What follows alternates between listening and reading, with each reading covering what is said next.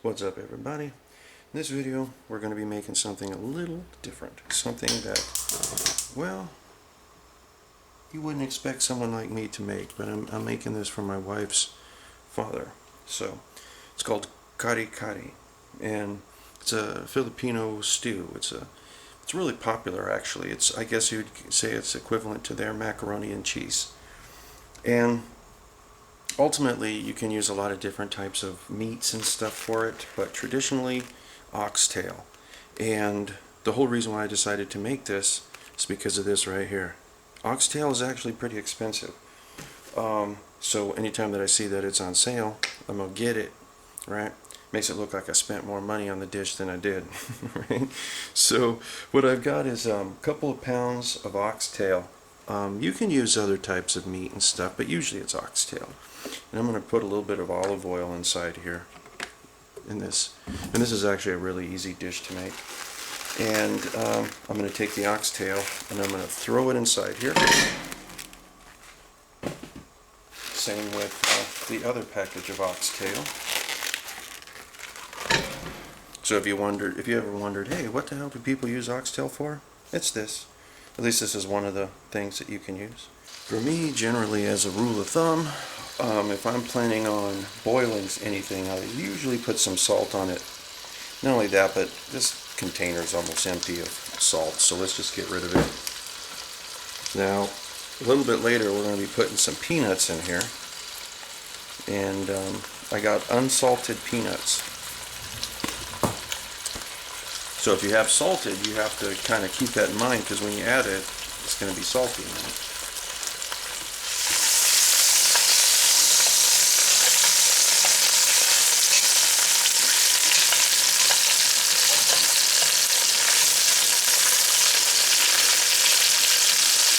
Now this is traditionally served with a shrimp paste. It's called a bagang, and I'm not going to be serving it with that. It's basically just a salty shrimp paste, and if I wanted to get that, I'd have to go to my closest place is, I think, my Korean store that might have something like that, and I don't feel like going there. It's Sunday.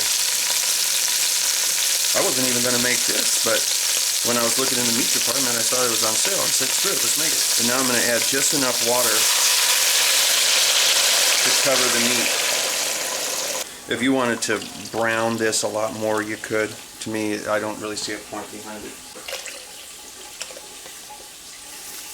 And you'll be able to cover it a lot better if you put them like this, but I want that boiling water to hit the sides and kind of go through the sides of this and not let the bone kind of be touching the bottom, if that makes sense. So side is better. Alright, so I'm turning these on their sides because I want the liquid to encompass the marrow, the bone and everything, because that's where a lot of the flavor is.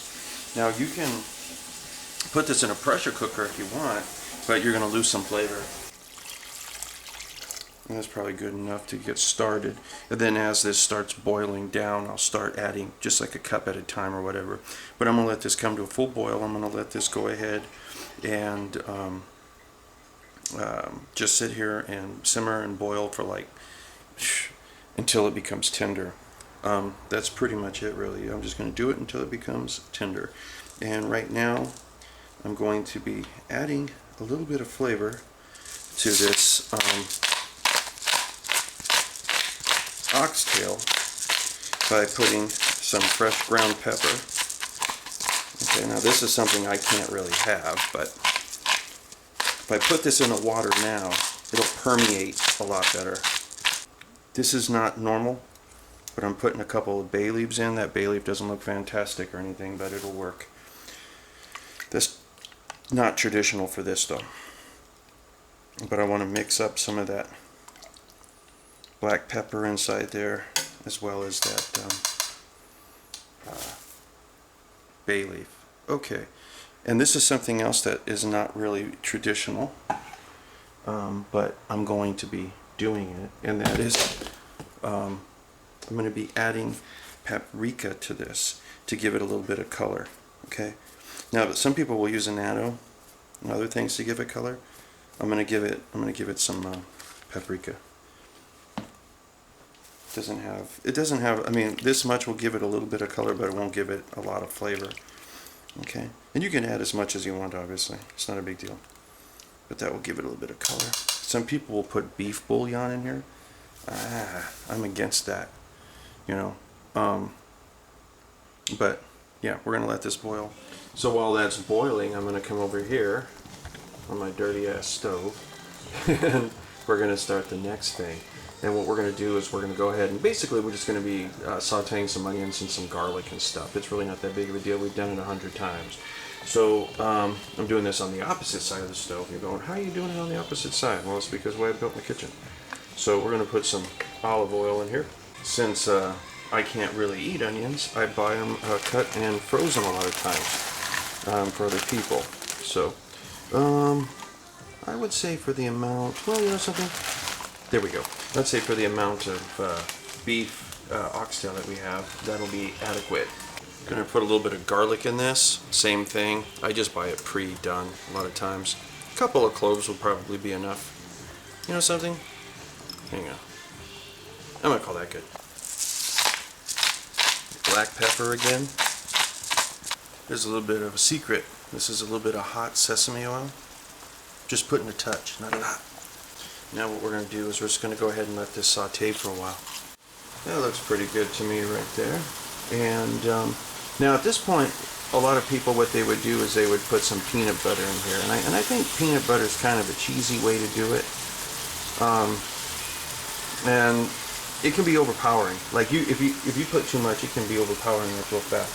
So what I'm going to do is I'm going to put about a maybe handful. And since this is unsalted, I'm going to call that good as far as the peanuts go. I'm going to say that that's fine. And I'm going to let those cook a little bit in this onion and garlic as well. Okay, to kind of soften it, get some of those flavors to infuse, kind of cruise around, soften up a little bit. I'm going to put a little bit of the broth inside here. Generally, you'd wait a little bit longer to do this, but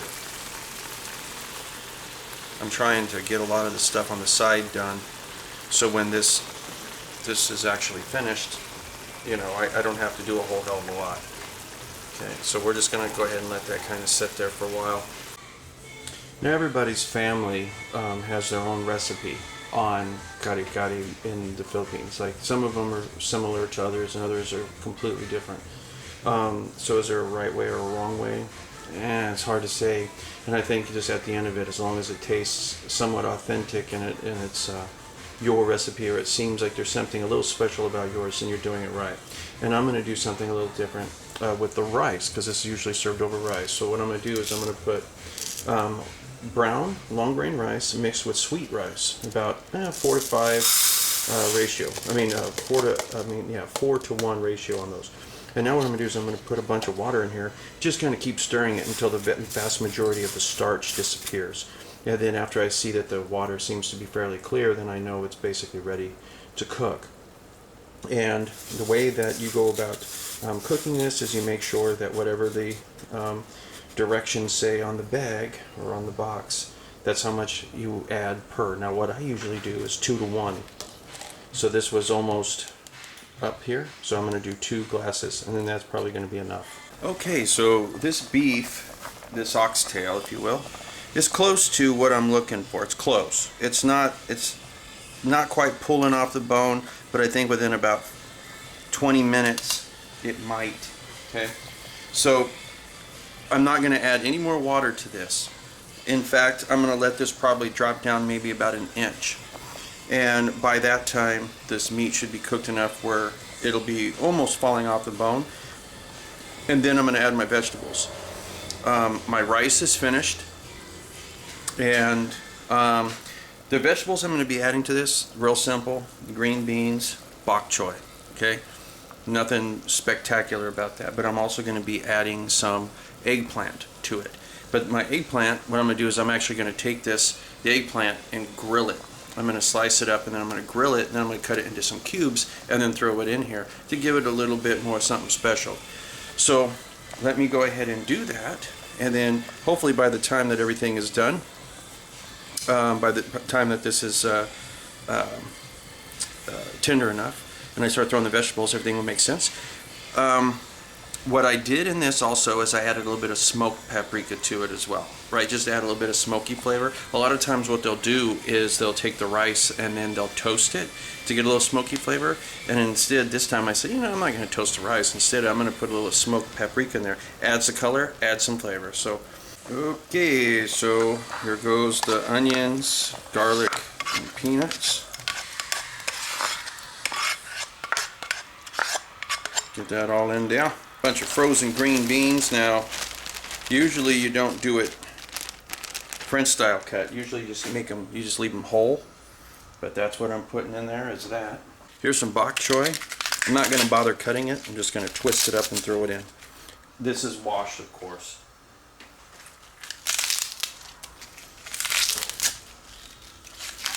As soon as this is in there, let's get that in there. We got to mix this all up here and let this stuff cook. And by keeping the letting the sauce or the broth, I guess you can say, get concentrated, you'll see that there's a lot more to this. Now these vegetables are going to kind of shrivel up a little bit, okay? But the good thing is there's going to be tons of meat, tons of vegetables, and everything to everybody that ends up eating some of this. But we've got one more thing to add, and that is our eggplant. Now, before I add my grilled eggplant, I want this stuff to kind of get cooked down a little bit, so that way there's room. At this point, I'm going to start putting in my eggplant. Some people will cut it up smaller. Some people will make it bigger. Not a big deal to me. And we're going to have to stir this up. Let it boil for maybe another 5 minutes. And then it'll be done. And we need to taste this to make sure that it's got enough seasoning, you know. This is before you serve it to somebody, you got to make sure it tastes okay. It'd be screwed up to just serve it without tasting it first, right? But I'm sure that this is going to turn out real well because it smells real good. And there's so many layers of flavor in this particular version, which is my version, white boy version. So I'm going to give this about 5 or 10 minutes, and I have to be very careful, but I'm going to take a small sip of the broth to know if I need to add more salt, because that's really the only thing I'm going to add is salt, maybe black pepper. Everything else is golden. And we are finished. And I had my wife taste it so I don't have to worry about getting sick. Not because this is awful, but because of the pepper and onions and garlic and stuff, since I can't eat that. And she said it needed a little salt. She generally doesn't like salt, so that tells me it needed a lot. But I did put a little, and if somebody wants more, they can always add more. But I'm going to scoop up some of my rice here, and you're going to see that it sticks together real good. And that's on purpose, so because this is a soup, right? You don't want this to like just turn into a rice soup. But come in here and see if we can grab a oxtail and stuff here. Get a little bit of everything.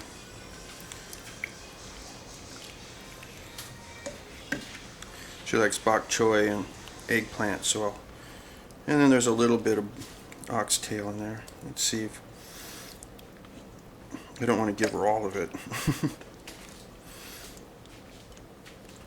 But there we go. There we go. See, there's a piece of oxtail. So she's not getting gypped. She won't be on camera, but she'll tell you if it tastes good or not. So let's hang on here. Wow, this looks really good. A little eggplant. Because your dad's probably going to think it doesn't have enough salt. Well, he doesn't cook with salt anymore. You know, he always talks, oh, it's so salty. Yummy. So it tastes right? Really good. Whose is better, mine or Grace's? I'm gonna get it. They both have different flavors. Okay, but let's say who's better? If you were on a deserted island and you could only eat one, and it was either hers, yours. that's all I needed to hear. It is good. No, I like it. So my wife was saying it needed a little bit more peanut butter flavor. She goes, there was a hint of it, but it's usually a lot stronger. So I've added some peanut butter in this, and I'm just kind of mixing it up so that way it's a little bit stronger. She goes, other than that, it's right. Tell me if that tastes a lot more like it. No, it's a little darker. Well, yeah, it's because of... Yeah, the peanut butter. Yeah.